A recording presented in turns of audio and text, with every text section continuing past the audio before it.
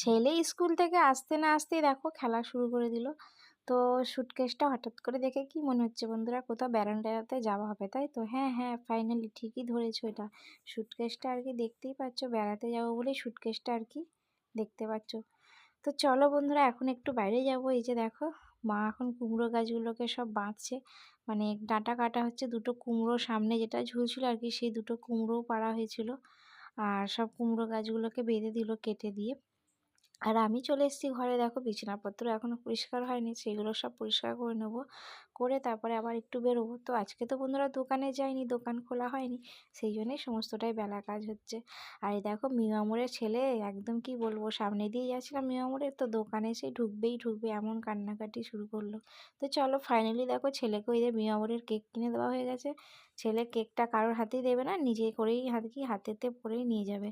তো যাই হোক, দিদুন অনেকবার বললো ঠাম্মি যে দাও আমি ধরে নিচ্ছি, তো কিছুতেই দিল না ঠাম্মির হাতে।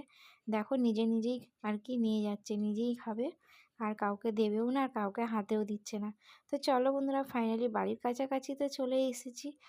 আর তো চলো গিয়ে খাওয়া দাওয়া করবো এবার। এই যে, তো ফাইনালি দেখো দুপুরের খাওয়া দাওয়া নিয়ে চলে এসেছি। আর এই যে মূলো শাক ভাজা হয়েছে, লাউয়ের খোসা বাটা হয়েছে, তারপরে দেখো শুটকি মাছের একটা তরকারি হয়েছে। তো শুটকি মাছের তরকারিটা কাকিমা করেছিল, কাকি দিয়ে গেছে।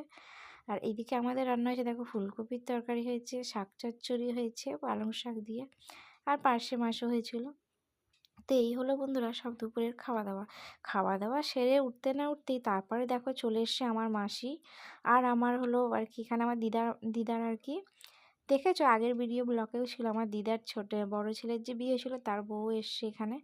তো এই যে আমি দেখো কয়েকটা মিষ্টি সাজালাম, চলো মিষ্টিটা ওখানে দিয়ে আসবো খেতে। আর কি হয়েছে বলো তো বন্ধুরা, তোমাকে আর দেখাতেই পারলাম না, মামিরা সে সময়তে ছেলে উঠে পড়েছিল এই যে ঘুম থেকে। তো ফাইনালি দেখো মাসিরা আর মামি তো চলে গেছে বাড়ি, আর তারপরে মামি আর মাসি যাওয়ার পরে এই যে ব্যাগ ফ্যাগ গোছাতে শুরু করলো আর কি আমার দেওর। পরের দিনই আর কি সিকিমে বেড়াতে যাবে, বুঝেছো? তো সেই জন্য সিকিম যায় বলে আর কি, তো আমাদেরও যাওয়ার কথা ছিল, কিন্তু ওখানে তো ভীষণ বরফ ঠান্ডা। তো সেই কারণে আর কি ফাইনালি আমাদেরটা ক্যান্সেল হয়ে গেল। ছেলেকে নিয়ে গেলে মারাত্মক ঠান্ডা লেগে যাবে, আর ছেলের একটু ঠান্ডার এমনি ধাত আছে, সেই কারণে আর কি খুব ভয় লাগছিল। আর ছেলে দেখো এত বড় ব্যাগ, যে আমার ছেলেই আর কি ওই ব্যাগে প্যাকিং হয়ে যাচ্ছে। আর কাকার সাথে যে কী ফাজলামি করে তোমাদেরকে কি বলবো, দেখতেই পাচ্ছ। কাকাও যেমন ফাজলামি করছে, আর আমার ছেলেও যেমন ফাজলামি করছে। তো যাই হোক, একই টাইপের যাকে বলতে পারো। আর দেখো চলে আসলাম ফাইনালি বন্ধুরা এই যে রান্নাঘরে।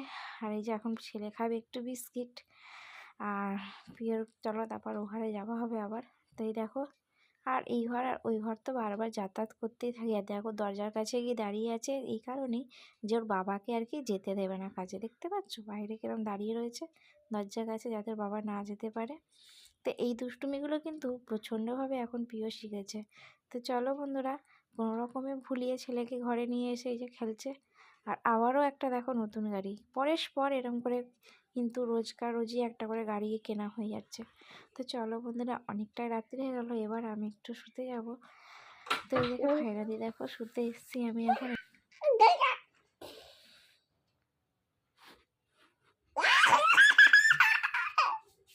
সবাইকে বন্ধুরা গুড নাইট, আগামীকাল আবার আসছি।